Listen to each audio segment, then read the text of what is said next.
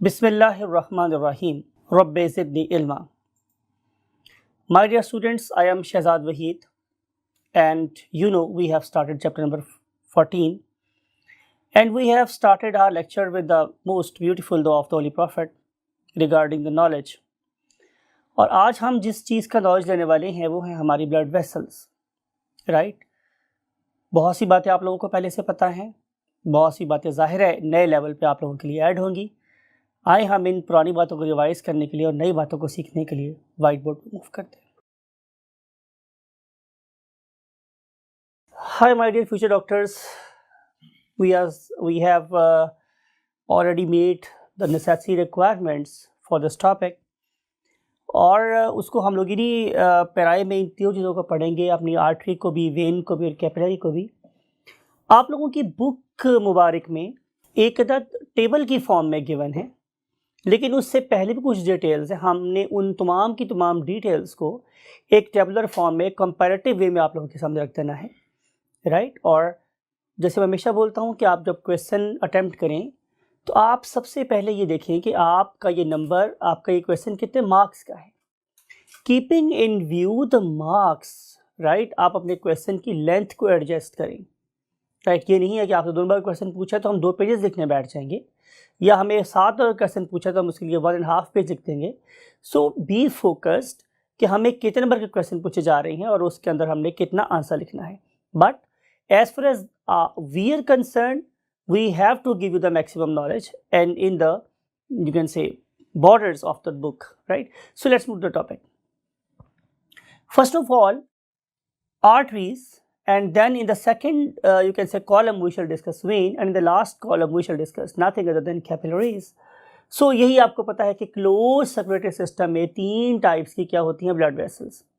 इनके अपने अपने फीचर्स हैं, इनकी अपनी अपनी हिस्टोलॉजी है। हिस्टोलॉजी क्या होती है student? Study of the tissues under microscope, और simply the microscopic study of the tissues. So हम स्टार्ट करेंगे डेफिनेशन के साथ। What are basically arteries? Arteries are the blood vessels that carry blood away from heart, that carry blood away from heart. ये एक important बात है कि हर वो ब्लड वेसल जो दिल से खून को लेकर जा रही है, दिल से खून को लेके जा रही है, इर्रेस्पेक्टिव ऑफ द फैक्ट कि इसमें ब्लड ऑक्सीजनेटेड है या डीऑक्सीजनेटेड है, हम उसे क्या बोलेंगे? कैपिलरी। हम इसे बोलेंगे artery if it is moving और carrying blood away from the heart. तो स्टैंडर्ड नेचर ऑफ ब्लड नहीं है बल्कि direction of the movement of the blood है। तो वो सारी की सारी ब्लड वेसल्स जो दिल से खून को बाहर लेके जा रही हैं उन्हें हम क्या बोलते हैं? Arteries, right. अब हम देखेंगे कि what is the definition of vein. So let's move to the second column, हमें वहां मूव करना पड़ेगा। सो यहां हम लिख रहे हैं इसकी डेफिनेशन। सो डेफिनेशन इज कि all blood vessels that carry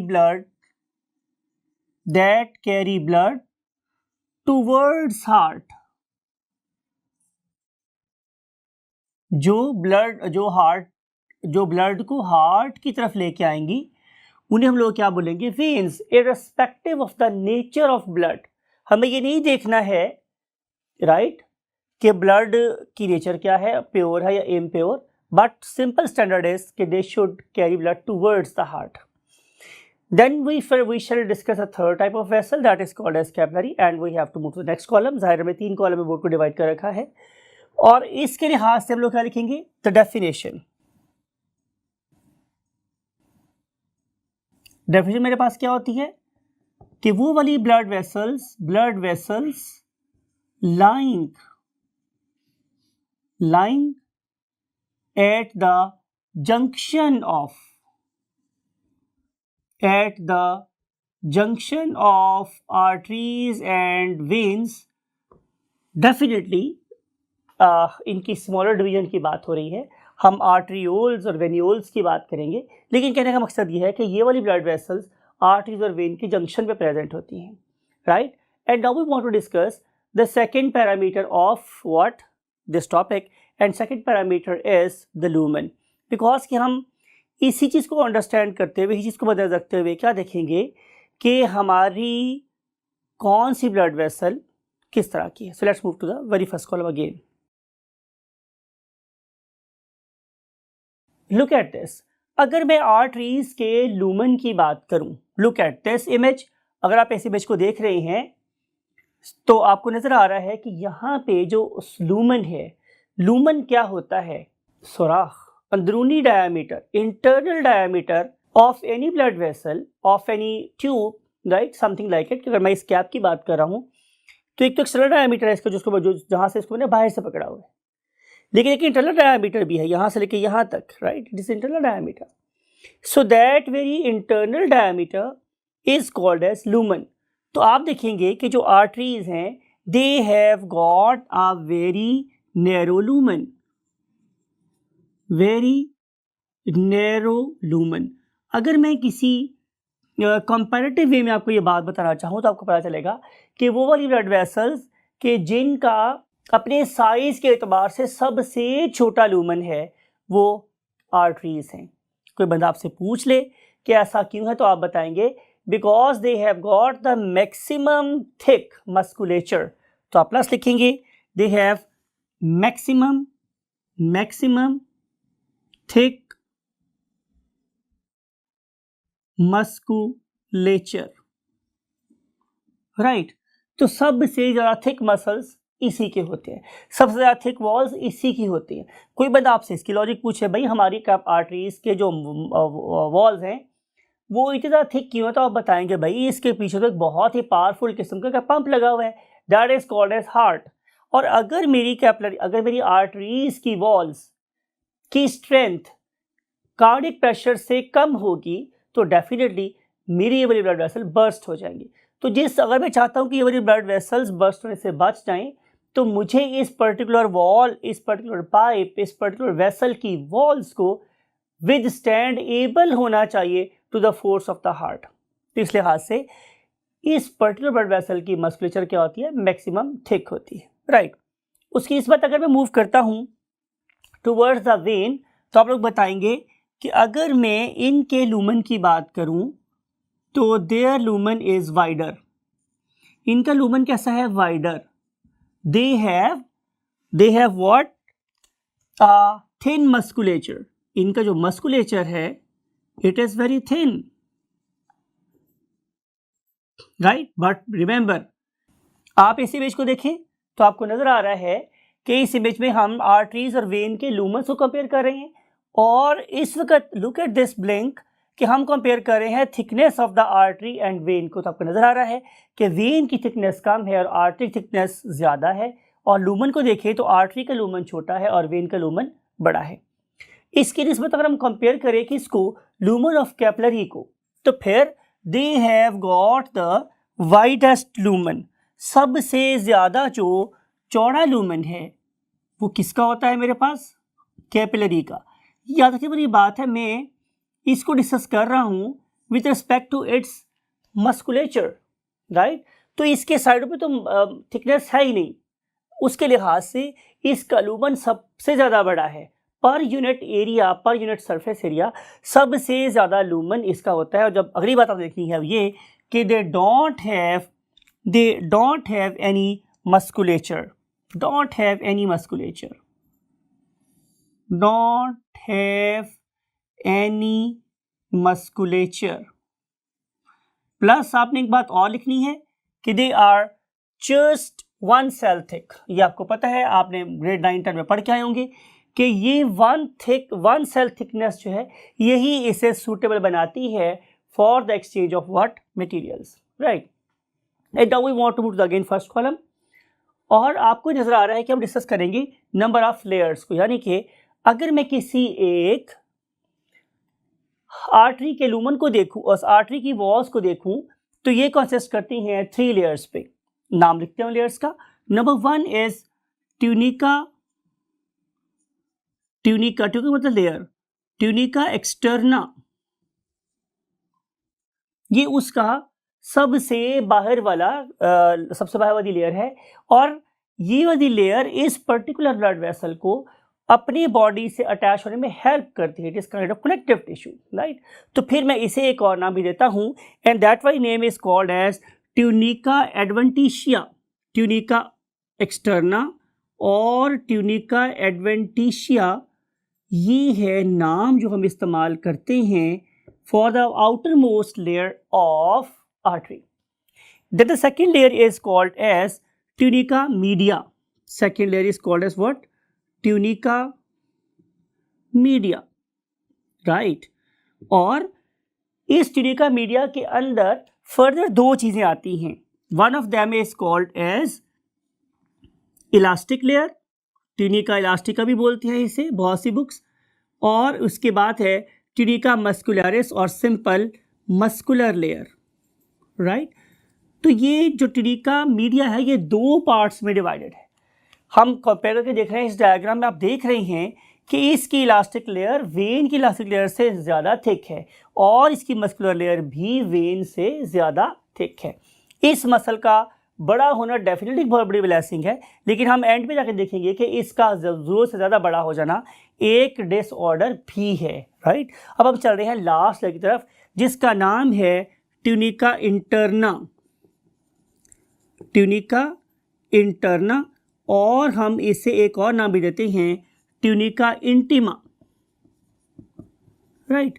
तो ये मेरे पास 3 लेयर्स हैं और ये जो मेरे पास ट्यूनिका इंटीमा है ये फर्दर 2 किस्म के सेल्स के मिलने से बनी हुई है. Number one is called as outer basement layer, outer basement layer and inner endothelial layer, endothelial layer, right. तो इस तरीके से हमने जनरली उसको डिवाइड किया हुआ है यू कैसे 3 पार्ट्स में. Otherwise it is a very complex structure. और आपको ये वाली बात बताऊं कि अभी तो हमने इसको बहुत ज़्यादा सिंप्लीफाई कर दिया है, अभी इसके लेयर्स को हम फर्दर भी डिवाइड कर सकते हैं, राइट. एनी हाउ, तो ये है वो कम अज़ कम डिटेल्स जो आप लोगों को बता होनी चाहिए. इधर most layer is endothelium followed by, अब हम अंदर से बाहर मूव करें तो सबसे पहली लेयर क्या आएगी एंडोथीलियम, उसके बाहर ट्यूनिका मस्कुलरिस, फिर आएगी ट्यूनिका इलास्टिका, फिर आएगी tunica adventitia.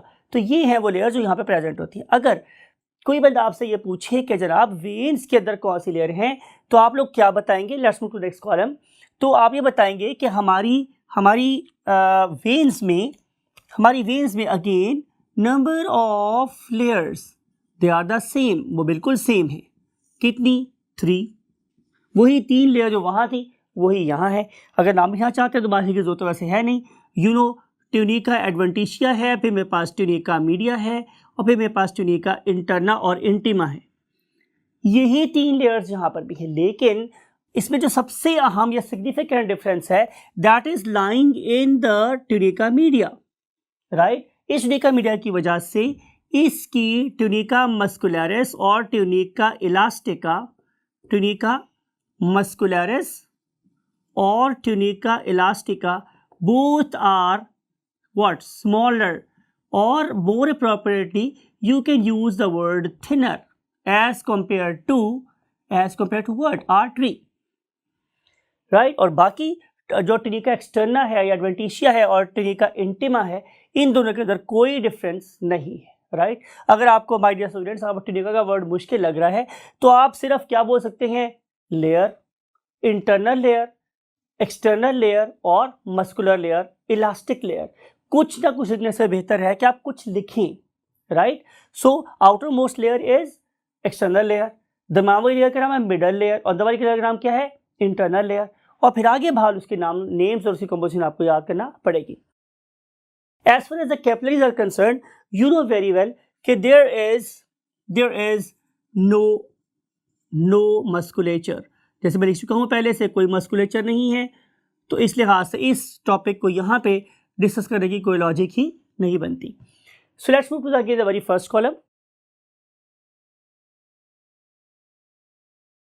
Another very important parameter that is going to help us in what? Understanding the functionality of these, you can say, blood vessels.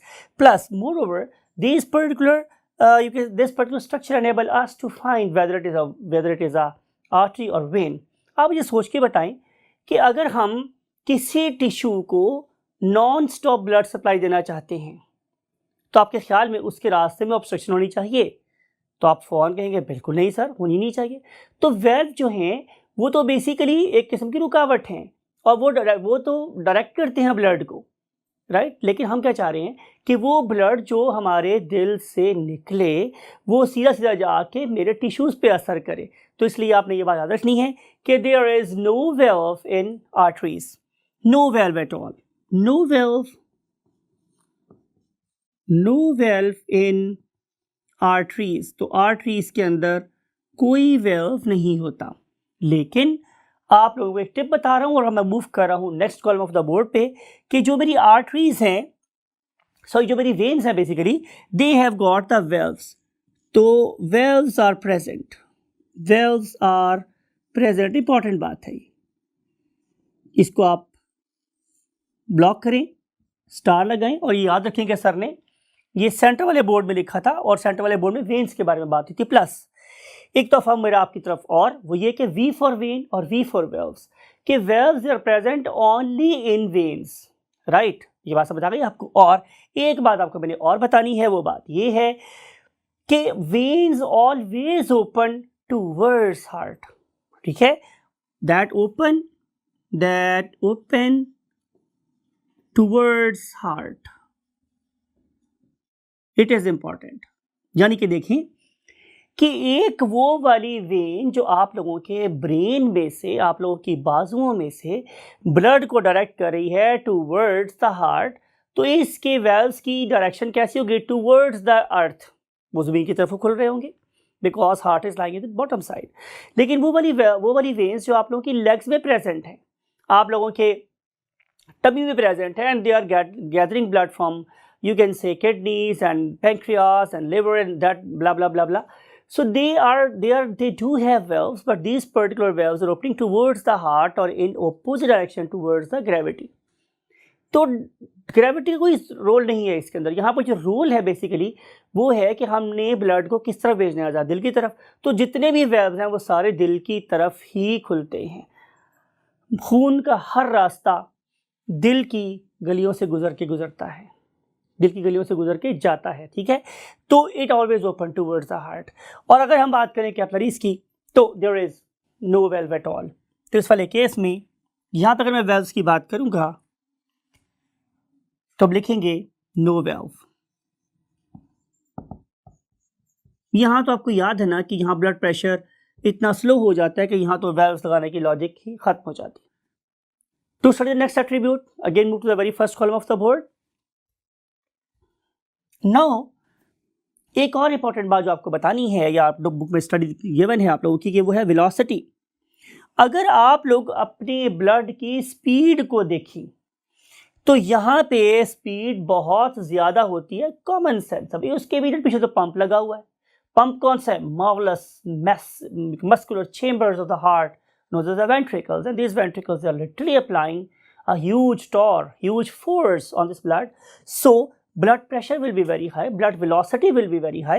तो यहाँ पे दोनों चीज़ें, अगर मैं स्पीड ऑफ द ब्लड की बात करूँ तो ये भी हाई होता है, और अगर मैं ब्लड प्रेशर की बात करूँ तो वो भी हाई होता है।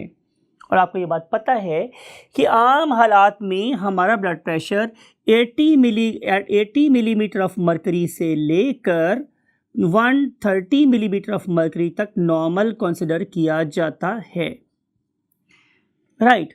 तो ये हमारा नॉर्मल ब्लड प्रेशर है, और millimetre of mercury is also equivalent to torr, तो आप लोग इसे 80 टॉर टू 130 टॉर भी कह सकते हो। Got the point. अब अगर मैं बात करूं वेन्स की तो मुझे क्या करना पड़ेगा? सेकंड कॉलम में जाना पड़ेगा। अगर मैं वेन्स की बात करूं माय डियर स्टूडेंट्स, तो यहाँ पे जो स्पीड ऑफ ब्लड है, स्पीड ऑफ ब्लड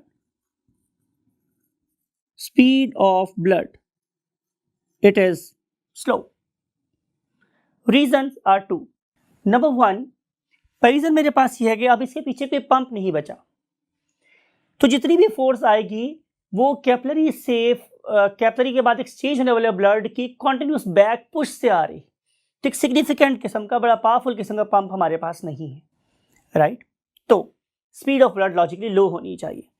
तो यहाँ पे जो स्पीड ऑफ ब्लड है it is very slow as compare to the speed of blood in the arteries. Speed कैसी होती है, काफ़ी स्लो होती है। नंबर 2, तो दूसरी बात ये कि जाहिर है इनका जो ब्लड प्रेशर है वो भी बहुत कम होगा, राइट। लेकिन इंपॉर्टेंट बात ये है कि जो मेरी वेन्स का ब्लड प्रेशर है वो फ्लक्चुएट नहीं होता। Blood pressure do not fluctuate, आप लिख सकते हैं यहाँ पे डू नॉट फ्लक्चुएट। लेकिन अगर आप इसी पैरामीटर को आर्टरी के लिए डिस्कस करें तो आर्टरी का जो ब्लड प्रेशर है वो तो फ्लक्चुएट करता रहता है। मैंने लिखा है आप लोगों को कि वो 80 मिलीमीटर से लेकर 130 मिलीमीटर तक हो सकता है, तो इट डज फ्लक्चुएट्स। तो ये प्रॉपर फ्लक्चुएट होता रहता है, राइट। अब हम चलते हैं आखिरी बोर्ड के कॉलम की तरफ, देखते हैं कि कैपिलरीज ब्लड प्रेशर की क्या हालत है। तो आंसर मेरे पास ये है कि अगर मैं इसमें ब्लड प्रेशर की बात करूं कैपिलरी में, तो कैपिलरीज का ब्लड प्रेशर लीस्ट होता है, सबसे कम ब्लड प्रेशर इनके अंदर होता है। अगर मैं वेलोसिटी की बात करूं, मैं स्पीड की बात करूं, तो speed of flow of blood भी यहाँ पे लीस्ट होता है। लीस्ट का मतलब होता है सबसे कम। कोई बंदा आपसे पूछे इसकी लॉजिक क्या है, तो आप बताएं भाई यही तो वो जगह है जहाँ पे हमने चीज़ों को एक्सचेंज करना है, और अगर यहाँ पे भी स्पीड में बहुत तेज़ कर दूंगा तो लेटरल एक्सचेंज क्या हो जाएगा, मिनिमम हो जाएगा। If I want to maximise the rate of exchange of materials, तो मुझे चीज़ों को आराम आराम से क्या करें, गुजरना चाहिए। मिसाल के तौर पे कि अगर एक स्टेशन है और उससे गाड़ी चल रही है, वो गाड़ी बहुत तेज़ी से गुजर जाए वहाँ से, तो हम किसी बंदे से कुछ जितना ले सकते हैं ना, दे सकते हैं। लेकिन अगर यही वाली गाड़ी जस्ट क्रीप कर रही हो, रींग रही हो, ऐसा चल रही हो, तो हम कोई चीज़ बाहर दे भी सकते हैं और ले भी सकते हैं। So that is the logic for the very low blood pressure and very low speed at the level of the tissues in the capillaries, right? So there is a logic behind every architecture of the guard. बात समझ आ रही है? So let's move to the very first column again.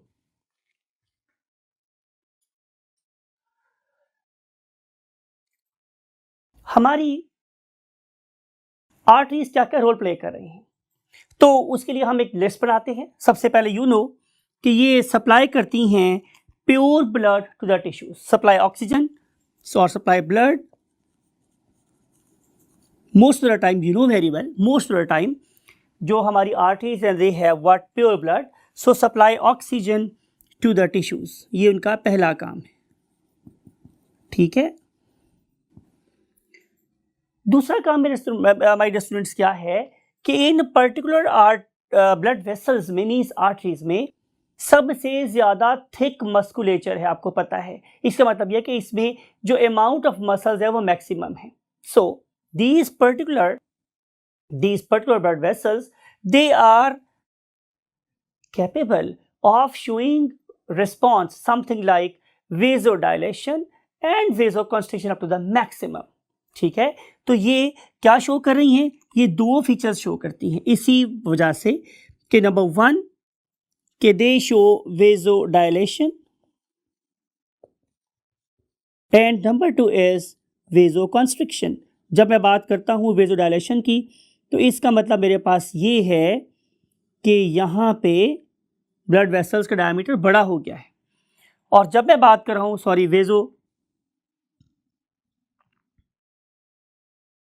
Constriction की, तो इसका मतलब ये है कि नौ जो मसल्स हैं they have undergone contraction and the lumen is getting smaller. और ये जो मेरा फीचर है ये बहुत ही ज़्यादा इंपॉर्टेंट है in a very very important function of the body that is called as homeostasis. And I think you know very well, whenever we state the term homeostasis, it means we are trying to keep internal conditions of the body nearly constant. तो ये homeostasis में या मेरी body के internal environment को nearly constant रखने में जो चीज़ हेल्पफुल है या मैक्सिमम रोल प्ले कर रही है, डेफिनेटली वो ये एबिलिटी है।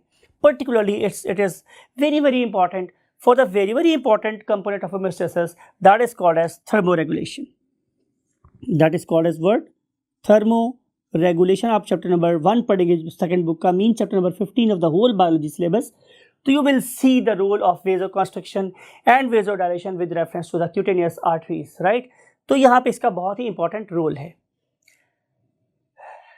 प्लस इसके अलावा स्टूडेंट्स क्या है कि controlling there you can say diameter, these particular blood vessels they can control the amount of the nutrients supplied to the tissue, right? Amount of the blood supplied to the tissue, amount of oxygen supplied to the tissue. तो इस तरीके से ये regulation of distribution of the nutrients in the body को भी control कर रही होती है. पर ऐसा आपको ये बात पता है कि ये वाली blood vessels they distribute what hormones as well. तो ये हार्मोन को भी distribute कर रही होती है. अगर मैं बात कर रहा हूँ अपनी veins की, तो वेन्स का तो मोस्ट इंपॉर्टेंट फंक्शन यही है. हम बात करें इनके रोल्स की, तो जब मैं लिखूंगा इसका रोल, तो रोल वाइज इट क्या करिए कि it carry blood towards heart. ये लिखा था पहले भी, और कौन सा जाहिर है, normally impure blood, right. Next thing is this कि इसके अलावा जो हमारी वेन्स हैं, they are also specialised what in supplying blood for the filtration, right. और जब मैं फिल्ट्रेशन की बात करता हूँ तो उसमें आप लोगों को पर्टिकुलरली हेपेटिक पोर्टल सिस्टम की बात आपको याद आई होगी कि जो हमने डिस्कस की थी कि हमारे बॉडी के अंदर से, हमारी डाइजेस्टिव सिस्टम के अंदर से जो फूड मेरे लिवर तक जा रही है, it is very much rich in you can से माइक्रो ऑर्गेनिजम्स. तो उन माइक्रो ऑर्गेनिजम्स को, उन पैरासाइट्स को, उन पैथोजेंस को फिल्टर करने के लिए, किल करने के लिए देयर वर कफर सेल्स. तो वो सेल्स तभी एक्टिवेट होंगे जब हम उस पर्टिकुलर फूड को वहाँ पे पहुँचाएंगे. तो इस लिहाज से ये फिल्ट्रेशन में भी इस पर्टिकुलर ब्लड वेसल का रोल होता है. So let's move to the capillaries. Capillaries क्या कर रही हैं माय डियर स्टूडेंट्स?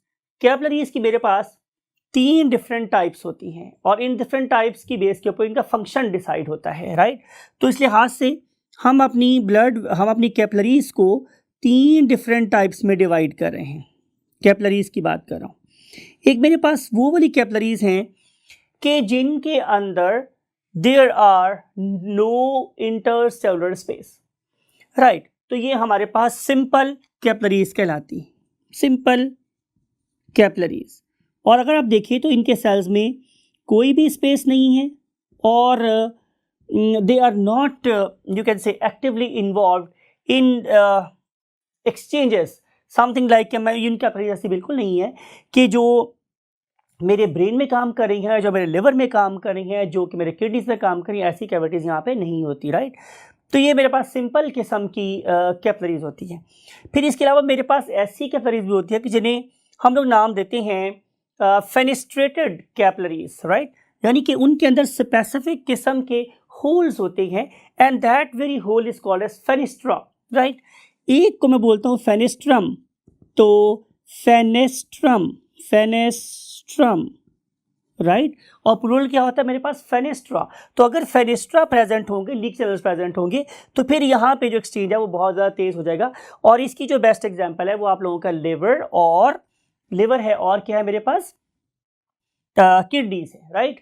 तो ये मेरे पास कैपिलरीज होती है. फिर इसके अलावा मेरे पास और भी कैपिलरीज होती हैं कि जिनके अंदर फेनिस्ट्रम से ज़्यादा और बड़े यू कैन से क्या होते हैं, होल्स होते हैं, और उन पर्टिकुलर होल्स को हम साइनसेस बोलते हैं. तो इन पर्टिकुलर कैपिलरीज को हम लोग साइनोसाइडल कैपिलरीज का नाम देते हैं. Sinusoidal capillaries, right. तो ये एक और किस्म की कैपिलरीज होती हैं. ये और ज़्यादा एक्सचेंज ऑफ मटेरियल में इन्वॉल्व होती है. इसका मतलब ये है कि अगर मैं इसकी टाइप्स में top to the bottom move करता हूँ, तो इसकी कैपिलैरिटी मीन टू से कि इसमें जो एक्सचेंज ऑफ मटेरियल करने की एबिलिटी है वो बहुत ज़्यादा हो जाती है, राइट. तो सिंपल कैपिलरीज आप लोगों को नॉर्मल बॉडी टिश्यू में नजर आती हैं, पर्टिकुलरली आप लोगों के ब्रेन में नजर आती है जहां हम लोग चीज़ों को इफ्यूज करना नहीं चाहते, राइट. और फेनिस्ट्रम जहां पे हम चीज़ों को प्रोफ्यूजली एक्सचेंज करना चाह रहे हैं. पर्टिकुलरली मैंने बोला जैसे कि आप लोगों के नेफ्रॉन्स हैं, तो आप लोगों के नेफ्रॉन्स में आपको पता है कि nephron is functional unit of kidneys. तो नेफ्रॉन का जो क्या था आपको याद है? ग्लोमेरुलस. उस ग्लोमेरुलाई में फेनिस्ट्रा पाए जाते हैं, राइट. और फिर साइनोसॉइडल जो बेसिकली आप लोगों के और ज़्यादा परफोरेटेड स्ट्रक्चर्स में पाई जाती है, समथिंग लाइक योर लिवर. तो ये है हमारे पास 3 टाइप्स की किस चीज़ की, कैपिलरीज की, और उनकी एक्सचेंज करने की ability. Now we want to move to the next step. And next step is control.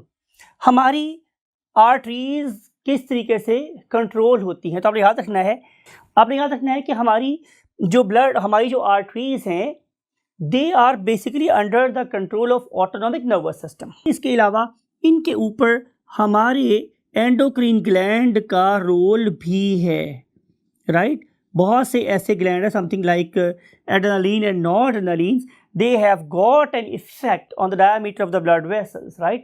तो same is the case with what the veins, कि veins के अंदर भी मेरे पास एंडोक्रीन रोल भी होता है, ठीक है, और इसके अलावा इसके ऊपर ऑटोनॉमिक नर्वस सिस्टम का कंट्रोल भी होता है, ऑटोनॉमिक नर्वस सिस्टम। अब अगर मैं बात करूं कैपिलरीज की, तो क्या हम लोग कैपिलरीज को कंट्रोल कर सकते हैं उसके डायमीटर को? तो answer is yes. These particular blood vessels they are also susceptible to the to the anatomical changes, to the physiological changes of the body, right? So they should be regulated in the terms of their diameter, right? तो diameter कैसे हम कम ज़्यादा कर सकते हैं? Definitely by relaxing or contracting the individual cells because there is no muscles at all.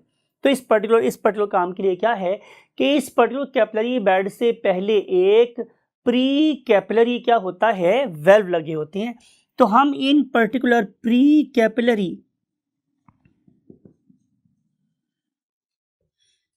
Valves के through किसी एक ऑर्गन को सप्लाई होने वाले न्यूट्रिएंट्स, वहां से रिमूव होने वाले वेस्ट, वहां पे सप्लाई होने वाली हार्मोन्स वगैरह को रेगुलेट कर सकते हैं। तो डोंट इमेजिन कि अगर कोई चीज़ हमारी कैपिलरी में आ रही है, जा रही है, तो हम उसकी अमाउंट को कंट्रोल नहीं कर सकते। We are capable of doing it by means of pre capillary valves, right. Again for next attribute, first word. And now we want to discuss the blood supply. क्या ख्याल है my dear students, ये जो मेरी blood vessels हैं, they are non-living? तो answer is no, they are also living। अगर वो living structure हैं, तो फिर वो living structures को supply होने के लिए भी तो उन structures को जिंदा रहने के लिए भी तो न्यूट्रिएंट्स की ज़रूरत है। They do require what oxygen, they have to eliminate CO2। तो इस पर्पज़ के लिए हमारे पास यहाँ पे क्या प्रेजेंट है स्टूडेंट्स, एक स्पेसिफिक किस्म की ब्लड वेसल जो इसको खुद प्योर ब्लड सप्लाई करती है, and that blood vessel is called as vasa vasorum. Vasa vasorum, right. It is the basically blood supply of the blood vessels, ठीक है। So blood vessels, those are supplying blood to the blood vessels itself। Definitely अगर मैं when की बात करूंगा तो when के muscles के अंदर भी ब्लड कहाँ से आ रहा है, आर्टरी से आ रहा है, राइट। लेकिन याद रखें कि ये वाली ऑक्सीजन उसके एंडोथेलियम तक नहीं पहुंच रही है, सिर्फ उसके मस्कुलर लेयर तक रहती है, right. Now same is a case here, यहाँ पे भी हमारे पास वेजा विजोरम ही काम करेगी, और जो हमारे पास वेजा विजोरम है ये प्योर ब्लड सप्लाई करेगी to the muscles of veins, to the muscles of what? Veins। And now we want to see what is happening in the capillaries। तो again there is no need at all, यहाँ पे no need of blood supply because क्या चीज़ तो यहाँ पे already पहुंची हुई है, और वैसे भी ये तो बेचारी सिंगल सेल थिक है, तो उस सिंगल सेल थिकनेस को कंट्रोल करने के लिए कोई प्रॉब्लम नहीं, right. So for the next attribute again very first column में जाएंगे हम लोग, and now we want to discuss the disorders of only one type, that is called as arteries. क्योंकि ये वाला डिसऑर्डर आमतौर पर वेन्स और कैपिलरी से एसोसिएटेड नहीं है, तो हमने सारी बातें सिर्फ और सिर्फ आर्टरी की रेफरेंस ही करनी है। तो हमारी जो आर्टरीज है उनमें हमारे पास दो किस्म के डिसऑर्डर हो सकते हैं। One of them is called as atheroma। What is meant by basically atheroma? अगर हम बहुत ज़्यादा फैट्स खाते हैं तो उसका एक ह्यूज फ्रैक्शन बैड फैट में कन्वर्ट हो जाता है, या वो ऑलरेडी बैड होता है। आपको याद होगा मैंने बैड फैट के बारे में ये वाली बात कही थी कि these are basically low density lipoproteins that do not leave the blood supply और द ब्लड स्ट्रीम, उसके अंदर ही रहती हैं। तो जब वो ब्लड स्ट्रीम में नहीं जा पाती, उसके अंदर ही रहती हैं, तो फिर ये आहिस्ता आहिस्ता आहिस्ता आहिस्ता इसकी एक्सेसिव क्वांटिटी क्या करेगी। Look at this image, look at this video, आपको नजर आ रहा है कि this particular cholesterol is constantly depositing itself with the walls of the arteries and veins, right. Particularly artery is more important because its diameter is narrow, right? So look at this, this constant and gradual deposition of cholesterol, that is basically a yellowing material that is going to decrease the lumen of the blood vessel. This is called as basically what? Atheroma. लेकिन एक और disorder जो हमारी artery से associated, that is called as atherosclerosis. मैं जब भी बात करता हूँ स्क्लेरोसिस की तो उसका मतलब है हार्डनिंग हो गई है एथेरोमेरी आर्टरीज की. सवाल है why? You know very well कि जब हम छोटे बच्चे थे तो हमारी जो पल्स रेट था वो बहुत ज़्यादा था, टिक टिक टिक टिक टिक करके हमारा हार्ट चल रहा था. लेकिन अगर आप किसी मेजर से बंदे की या किसी और ज़्यादा बूढ़े आदमी के हार्ट को देखेंगे तो वो चल रहा होगा टक टक टक, सो चल रहा होता, राइट. उसकी रीज़न मेरे पास क्या है कि बेसिकली जो हम बूढ़े होते हैं तो हमारी आर्टरीज के जो मसल्स हैं वो थिक होना शुरू हो जाते हैं, राइट. अब अगर तो जैसे मैंने पहले बोला था कि अगर तो आप लोगों के आप लोगों की आर्टरीज के वॉल्स के मसल नॉर्मल हो तो आप लोगों के हार्ट का ब्लड प्रेशर भी कभी राइज नहीं होता. लेकिन अगर आप लोगों के आर्टरीज के मसल्स बहुत ज़्यादा हार्ड हो गए हैं तो फिर डेफिनेटली उस हार्ड पाइप के अगेंस्ट काम करने के लिए आप लोगों के हार्ट को ज़्यादा काम करना पड़ता है, right. That can cause early fatigue of the heart muscles as well. तो इसके रीज़न में हमारी जो ब्लड वेसल्स हैं वो बहुत ज़्यादा क्या हो जाती हैं, मोटी हो जाती हैं. That is basically age related degenerative disorder. तो जो आप लोग बूढ़े होंगे तो तब आप लोगों के अंदर खुदा न खास्ता it is again it may be true और may not be true because it may be genetic. बाज़ केसेस में ये नस्ल दर नस्ल भी चल रही होती है, ये वाला डिजीज़ चल रही होती है. So if you are suffering from a paternity that is a patient of what hypertension, तो you must show concern about it कि कहीं आप लोगों की ब्लड वेसल में ऐसा तो नहीं हो रहा. और उस पर्पज़ के लिए आप लोगों को अपने ब्लड का लिपो प्रोफाइल लाजमी करवाना चाहिए. और लिपो प्रोफाइल आप लोगों को किसी हद तक एक प्रोफाइल या एक पिक्चर दे सकता है कि what is basically going inside your body, whether it is you can से suffering from any sort of hardening और इंक्रीज डेपोजिशन ऑफ एथेरोमा और नॉट. इन दोनों चीज़ों के रिजल्ट में इवेंचुअली होता क्या है कि जो आप लोगों का डायमीटर नैरो हो गया और जो आप लोगों की ब्लड वेसल्स हार्ड हो गई, दोनों ही लिमिटेड सप्लाई करती हैं किसको? ब्लड को. फिर आपको ये वाली बात भी पता है कि अगर तो आप लोगों की ब्लड वेसल्स में स्टिमुलेटेड है आप लोगों के ब्लड वेसल्स, तो उस वाले केस में नॉर्मली वेजो कंस्ट्रिक्शन हो जाती है. It further you can say limits the supply of the blood to the tissues. और अगर आप लोग नॉर्मल है तो आप लोगों के जो आर्टरीज के मसल्स आर रिलैक्स्ड तो उस वाले केस में ब्लड सप्लाई ज़्यादा हो सकती है. तो इस लिहाज से अगर आप लोगों की body under continuous attack of the pathogens है तो उसके रिजल्ट में भी आप लोग ब्लड वेसल्स का डायमीटर नैरो हो सकता है बिकॉज के मसल्स कॉन्स्टेंटली क्या रहेंगे? स्टिमुलेटेड रहेंगे. नेक्स्ट इज कॉन्सिक्वेंस डिस्कस कर लिया हम लोगों ने. इसका कॉन्सिक्वेंस सबसे बड़ा यही है कि इसकी वजह से उस पर्टिकुलर टिश्यू को ब्लड सप्लाई कम से कम हो सकती है. रिमेंबर, अगर आपकी किसी और टिश्यू को ब्लड सप्लाई कम हो जाए तो शायद उसका इतना नुकसान नहीं होगा. लेकिन आप लोगों ने एक नाम पढ़ा था, उसका नाम था कोरोनरी आर्टरी. मैंने आपको सीसीयू के रेफरेंस से भी बातें बताई थी कि अगर कोरोनरी आर्टरी में एथेरोमा या एक एम्बुलेंस आके फंस गया, मैंने आपको एम्बुलेंस का जिक्र भी किया था, mobile particle that may cause obstruction in one of the coronary artery, so it will cause the stroke. It is called as cardiac stroke. On the other hand, खुदा न खास्ता अगर यही एम्बुलेंस ट्रैवल करता आप लोगों के किसी ब्रेन की ब्लड वेसल में फंस गया जाके, तो वो आप लोगों के उस पर्टिकुलर ब्रेन के जोन को क्या करेगा? डिजनरेट कर देगा, राइट. तो उसके बाद में आप लोगों को सेरिब्रल स्ट्रोक भी हो सकता है. तो स्ट्रोक का मतलब होता है कि उस पर्टिकुलर एरिया को एक ऐसा ज़बरदस्त शॉक लगा है कि अब उसके सेल्स सर्वाइव नहीं कर सकते, बल्कि वो परमानेंटली डेथ हो गई उन लोगों की. तो इस लिहाज से पैलिसिस भी हो सकता है. वो पैलिसिस किसी किस्म का भी हो सकता है, मीन्स वो लॉन्गिट्यूडल भी हो सकता है, एक बाजू एक टांग का, और हॉरिजॉन्टल भी हो सकता है, मीन दोनों बाजुओं का, दोनों टांगों का. सो इस पर्टिकुलर चीज़ों को अवॉइड करने के लिए जो सबसे बेस्ट चीज़ है हरकत में है ज़िंदगानी जहाँ की, कि आप एक्सरसाइज करें, आप अपनी जो सेडेटिव स्टाइल है उसको आप छोड़ें और जितना ज़्यादा हो सकता है अपने आप को एक्टिवेट रखें. तो एक्टिवेट करने से डेफिनेटली आप लोगों को क्या रहेगी? ब्लड सप्लाई मैक्सिमम रहेगी और आपके टिश्यूज़ भी हेल्दी एंड वेल्दी रहेंगे और आप लोगों के इन ब्लड वेसल्स में एथेरोमा भी नहीं होगा. सो जागो मुसलमानों, एक्टिवेट हो. Sedative style is nothing, right. अब हम बात करेंगे क्या क्या हमारी कैपिलरीज भी किसी चीज़ से के रिस्पॉन्स में अपने डायमीटर को कम ज़्यादा कर सकती हैं, या उनका डायमीटर होता है कि नहीं? तो उसके लिए हमें मूव करना पड़ेगा लास्ट कॉलम में। और इस वाले केस में आप लोगों को बस मैंने यही वाली बात बतानी है कि अगर कोई चीज़ इनको भी डायलेट कर सकती है या इनको कॉन्स्ट्रिक्ट कर सकती है या कॉन्स्ट्रिक्ट रख सकती है, वो मेरे पास क्या है, certain chemicals. Definitely there is a nerve you can say role as well, लेकिन वो जो दो केमिकल्स हैं उनमें से एक का नाम मेरे पास क्या है, हिस्टामीन। उनमें से एक का नाम मेरे पास क्या है, हिस्टामीन। आपको पता है कि आप लोगों की बॉडी में जब भी हिस्टामीन प्रोड्यूस होते हैं तो उसके रिजल्ट में हमेशा क्या होती है, वेजोडायलेशन। और जब भी वेजोडायलेशन होगी तो उसके रिजल्ट में जो डिसऑर्डर क्रिएट होता है, that is called as what, inflammation. That is called as inflammation, right. उस इलाके में वो मैंने आपको बहुत दफ़ा 5 सिम्टम्स ऑफ इन्फ्लेमेशन बताई हुई है, नथिंग डिफरेंट। और अगर हम ये चाह रहे हैं कि अब इस पर्टिकुलर जगह में जो ब्लड सप्लाई है वो कम हो जाए, इस इन्फ्लेमेशन को कम करने के लिए जो मेडिसिन हम यूज़ करते हैं, that is called as nothing other than एंटीहिस्टामीन।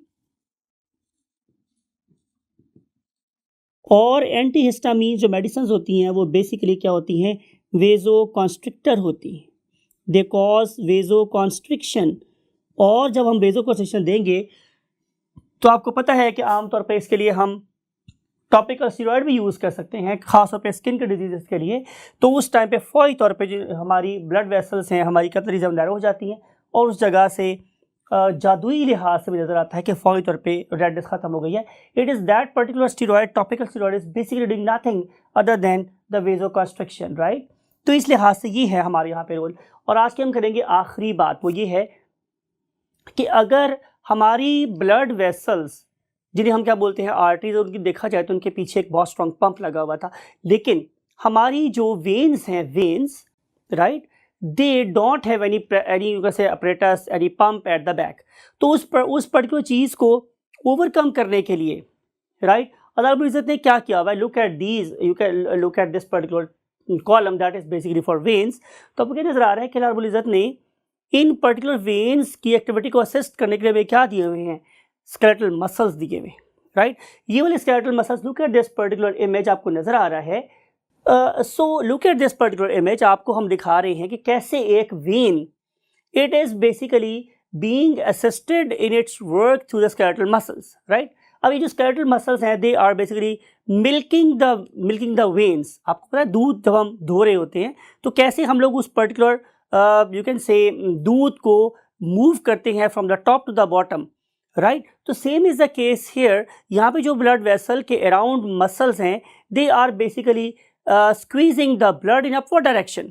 इसीलिए हम लोग अपने काफ मसल को अपनी बॉडी का दूसरा दिल कहते हैं, राइट, बिकॉज कि एक दिल तो हमारी चेस्ट कैविटी में है, लेकिन जो मेरे काफ मसल्स हैं, they are literally pushing the blood in upward direction.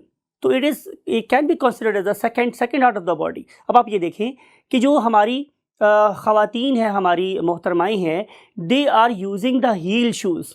और वो वाली ख़वातीन जो हील शूज़ इस्तेमाल करती हैं, उनका calf muscle means muscle the fore leg, it is much more developed, right. तो वो डेवलप होगा तो वो they are less you can say susceptible to the heart attack as compare to the woman that is just wearing the flat shoes. So using the heel shoes is a very good option to save heart attack, but unfortunately it is not true for the males. So we have to have exercise if we want to prevent that sort of abnormality. So that's it for the today and the blood vessels. I hope कि आप लोगों को कुछ नई बातें भी पता चली होंगी। इन सारी बातों को अपने माइंड में रखिएगा जब आप इंसानियत की खिदमत कर रहे हों, उनको क्योर कर रहे हों, और शायद आप कभी कोई अच्छी बात आपके मुंह से हमारे थ्रू भी निकल रही हो, तो आप हमें भी दुआ में याद रखिएगा। अपने पेरेंट्स का बहुत ख्याल रखिएगा। आपसे मिलेंगे नेक्स्ट लेक्चर में, और till that very next lecture, अल्लाह हाफिज़।